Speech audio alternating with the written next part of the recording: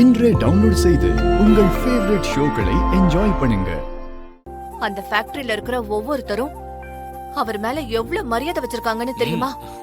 சுபத்ரா, ஒருத்தர் ஃபேக்டரிய விக்கணும்னு முடிவு பண்ணதுக்கு அப்புறம் லாபத்தை கணக்கு பார்க்காம தன்னோட கம்பெனில வேலை செய்யறவங்க வேலை இல்லாம தவிச்சிட கூடாதுன்னு ஒரு மனுஷன் நினைக்கிறான்னா அவர் மரியாதையை இப்படிதானே சம்பாதிச்சிருப்பாரு. அது உண்மைதாங்க. அவரை பார்த்தா நமக்கே மரியாதை வருதுங்க. ச்சே, இப்படி ஒரு தொழிலை கத்துக்காம போறதுக்கு எப்படிதான் அவங்க பசங்களுக்கு மனசு வந்ததோ. அம்மா, அப்படிலாம் வருத்தப்படாதீங்க. நியாயமா பார்த்தா நம்ம அவங்க பசங்களுக்கு தான் தேங்க்ஸ் சொல்லணும்.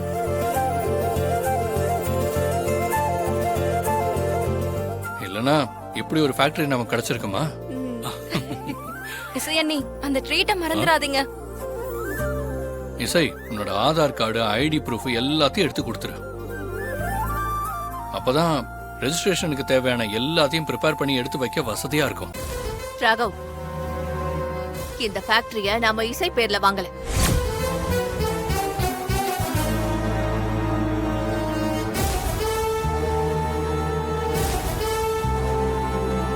இந்த சொத்தை நான் ஸ்ரீஜா பேர்ல வாங்குறதா முடிவு பண்ணிட்டேன்.